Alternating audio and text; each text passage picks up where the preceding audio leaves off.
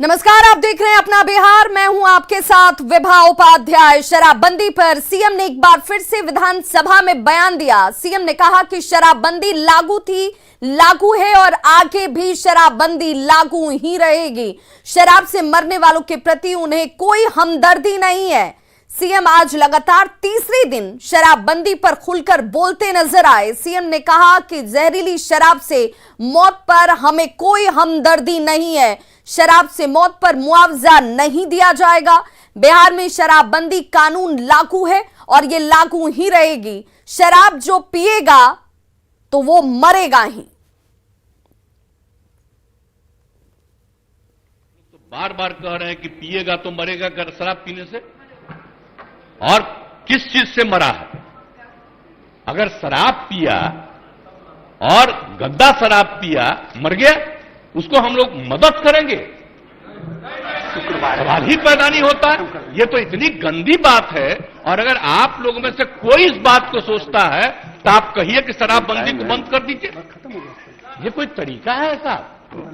मुझको तो आश्चर्य होता है। मुझको तो आश्चर्य होता है कि अगर इसमें कहे कि अगर कोई गंदा शराब पीने से, जहरीली शराब पीने से मर गया तो उसको हम लोग मदद करेंगे, तब तो इसका मतलब शराबबंदी खत्म कर दीजिए। शराब पीने वाले को मदद किया जाता है। अरे शराब गंदा पिया, पता चल गया ना कि तुम पीते हो और कभी तुमको जहरीली मिल जाएगा तो मर ही जाओगे। यही तो बात है। ये मेरा कहा हुआ है।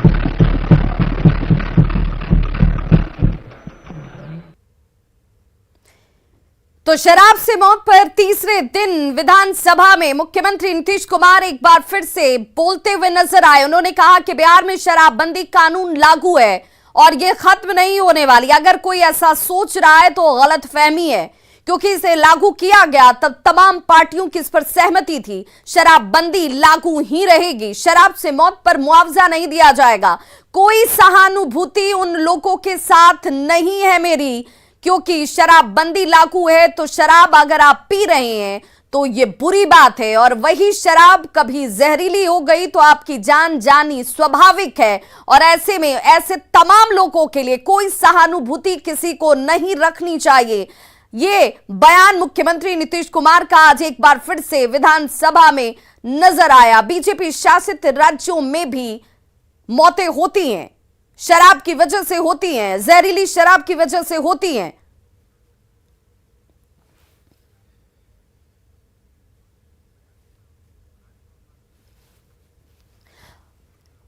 और संवाददाता शैलेंद्र हमारे साथ इस वक्त ज्यादा जानकारी के साथ सीधे जुड़ चुके हैं पटना से। शैलेंद्र, मुख्यमंत्री के बयान को हमने आज एक बार नहीं कई बार और इससे पहले कई मौकों पर हम सुन चुके हैं। कोई सहानुभूति पीने वालों के लिए नहीं, उनके परिवार के साथ नहीं, कोई संवेदना नहीं, क्योंकि शराबबंदी कानून लागू है। लेकिन सवाल इसलिए पूछे जा रहे हैं कि बिहार में शराबबंदी अगर लागू है, जिन लोगों ने शराब पी अगर वो जहरीली है, वहां तक शराब पहुंची कैसे? उन अधिकारियों पर तो कार्रवाई होनी चाहिए। उन तमाम थानों के लोगों पर कार्रवाई होनी चाहिए जहां तक ये शराब पहुंच गई, क्योंकि बिहार में तो शराबबंदी है। पहुंची कैसे?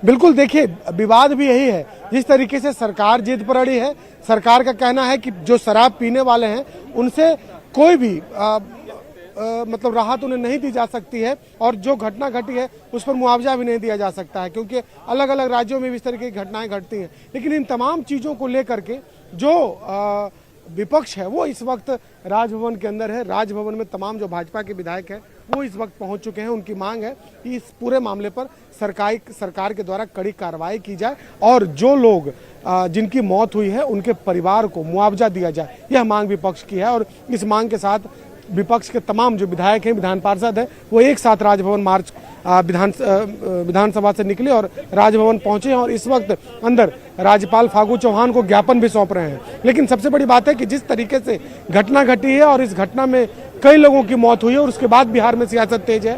पहले दिन से जब बिहार विधानसभा का सत्र शुरू हुआ उस समय से लेकर के अभी तक लगातार हंगामा जारी है। लगातार विपक्ष सरकार पर हमलावर है। स्थिति यह है कि सदन ठीक से नहीं चल पा रहा है। सरकार पर विपक्ष का लगातार दबाव बनाने की कोशिश है कि जो जिस तरीके से घटना घटी है उस पर कार्रवाई हो। मुख्यमंत्री नीतीश कुमार इस पूरे मामले में इस्तीफा दें और दोषियों पर कड़ी कार्रवाई करें। साथ ही साथ जो अवैध शराब के व्यापारी हैं, जो बिहार में अपना पांव पसार रहे हैं, उन पर भी लगाम लगाया जाए। और इन्हीं मांगों के साथ जो बीजेपी के जो लोग हैं वो इस वक्त राजभवन पहुंचे हैं। राजभवन में अपनी बातों को वो कह रहे हैं गवर्नर फागू चौहान से। और जिस तरीके से घटना घटी, कहीं ना कहीं बिहार विधानसभा का जो यह शीतकालीन सत्र है, शीतकालीन सत्र के जो दूसरे दिन एक बड़ी घटना घटती है और उसी दिन से जो विपक्ष के लोग हैं वो लगातार हमलावर हैं सरकार पर और उनकी मांग है कि नीतीश कुमार इस्तीफा दें। नीतीश कुमार जब सदन में बैठे हुए थे उस वक्त भी जोरदार हंगामा हुआ, हालांकि बाद में सदन का बहिष्कार कर शैलेंद्र मुआवजा न दिया जाए, इसे उचित न ठहराया जाए, शराबबंदी को वापस न लिया जाए, ये तमाम चीजें एक तरफ हैं। शराबबंदी बंद करने की मांग कोई नहीं कर रहा है, लेकिन मानवता के नाते जिन परिवारों ने अपनों को खोया है, हमदर्दी के दो शब्द तो बोले जा सकते हैं। ये तो किसी कानून के दायरे में नहीं आता है। सख्ती इस स्तर पर होनी चाहिए कि अगर लोग खुलकर कह रहे हैं कि थानों को पता होता है, बताया जाता है, फिर भी उन्हें डराया धमका कर चुप करा दिया जाता, वहां तो कार्रवाई होनी चाहिए। ये तो कानून के दायरे में है।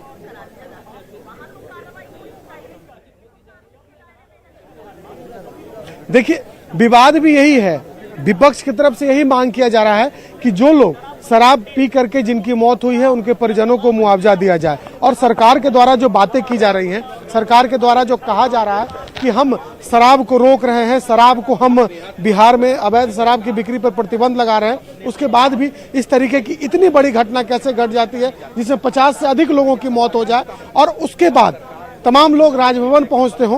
हालांकि जो डेलीगेशन इस वक्त राजभवन पहुंचा हुआ है, शैलेंद्र, कौन-कौन से विधायक उसमें शामिल हैं? जब तेजस्वी यादव, देखिए, जो राजभवन जो विधायक पहुंचे हैं उनमें दोनों नेता प्रतिपक्ष हैं, विधानसभा के सभी सदस्य, मतलब कि भाजपा के सभी विधायक और सभी विधान पार्षद इस वक्त राजभवन में हैं। राज्यपाल फागू चौहान से मुलाकात कर रहे हैं, उनको मेमोरेंडम सौंपने गए हैं कि चलिए शैलेंद्र, आप नजर बनाकर रखिए। जैसे ही ये तमाम विधायक और विधान पार्षद बाहर निकलते हैं मुलाकात करने के बाद और ज्ञापन सौंप कर, तो सुनेंगे कि आखिर वो कह क्या रहे हैं। और मुलाकात जब हुई, ज्ञापन सौंपा गया, तो क्या कुछ आश्वासन मिला।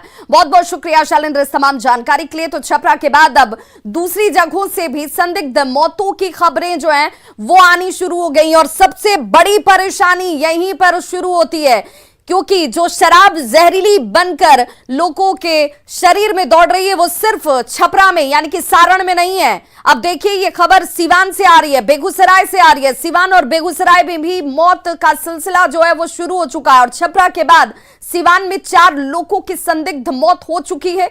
आशंका एक बार फिर से यही व्यक्त की जा रही है कि यहां भी जो मौतें हुई उन लोगों ने शराब पी रखी थी।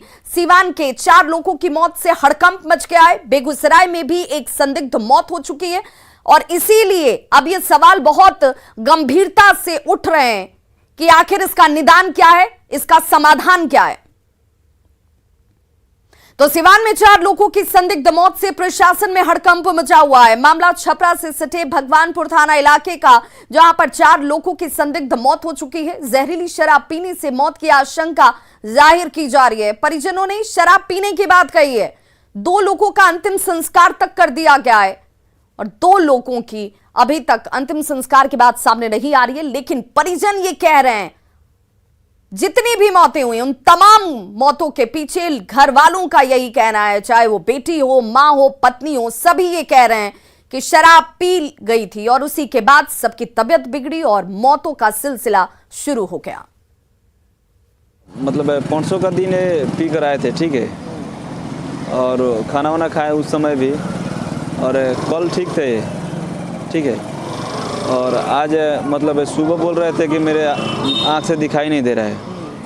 और उसके बाद में बोल रहे थे कि सर में दर्द हो रहा है, फिर बोल रहे थे कि बॉडी में दर्द हो रहा है। हम लोग लेकर गए भगवानपुर, सुबह के बात है, लमसम 6 बजे के बाद, 6 साढ़े 6 बजे अस्पताल में। हाँ, अस्पताल में। वहाँ से रेफर हुए कि सीवान लेकर जाओ। यहाँ आए तो उनका डेथ हो गया। तो क्या लगता है कि कैसे हुआ है, कुछ पता चला है? वो पीने की वजह से हुआ है, दारू पिया।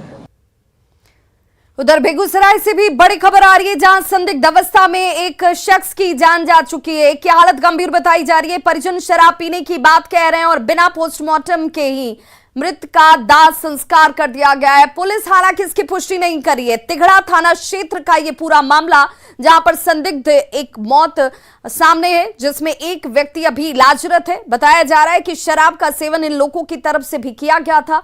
हालांकि प्रशासन इसकी पुष्टि नहीं कर रहा।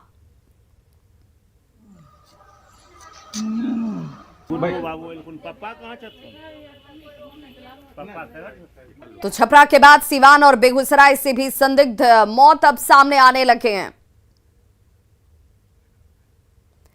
वहीं छपरा शराब कांड पर अब तक की अपडेट अपने दर्शकों को बताते चलें। छपरा शराब कांड में मौत का आंकड़ा जो है वो अब बढ़ चुका है। अब तक 55 लोगों की जान जा चुकी है। जो नए मरीज हैं, यानी कि जिन लोगों की मौत अब तक हो चुकी है, उसके बाद अब नए मरीज भी सामने आने शुरू हो गए और यह सिलसिला अब लगातार बढ़ता जा रहा है। 12 घंटे की अगर हम बात कर लें तो 2 नए मरीज सामने आए हैं। सदर अस्पताल में उन्हें भर्ती कराया गया है। एक की आंखों की रोशनी चली गई है।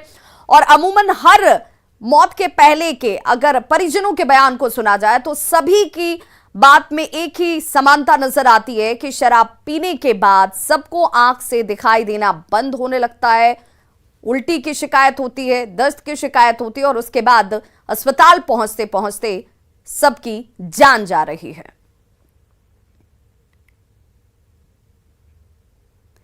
तो वहीं छपरा में एक तरफ लोग शराब पीकर बीमार पड़ रहे हैं तो लोगों की जान जा रही है, वहीं दूसरी तरफ कुछ लोग ऐसे हैं जो अभी भी शराब पीने से बाज नहीं आ रहे।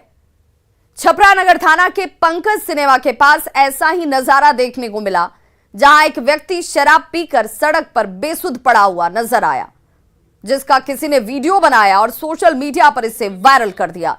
गौरतलब है कि छपरा में शराब से मौत की बड़ी वारदातों के बावजूद प्रशासन शराब की बिक्री पर रोक लगाने में पूरी तरह से नाकाम नजर आ रहा है, जिसका खामियाजा अब आम लोग भुगत रहे हैं।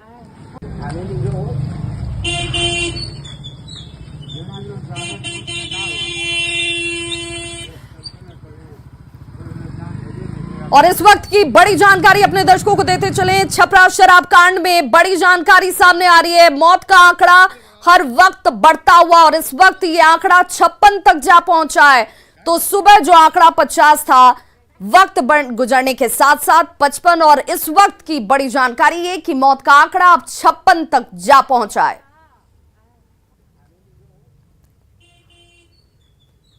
तो सारण में जहरीली शराब से मरने वालों की खबर के बाद अब नए इलाकों से मरने वालों की खबरें सामने आने लगी हैं। संदिग्ध मौतों का सिलसिला शुरू हो गया और कल तक मशरक, इस्वापुर, अमनौर और मढ़ौरा से मौत के मामले सामने आ रहे थे, लेकिन आज की अगर हम बात कर लें तो आज बनियापुर प्रखंड के मरीचा गांव में भी एक व्यक्ति की मौत हो जाती है।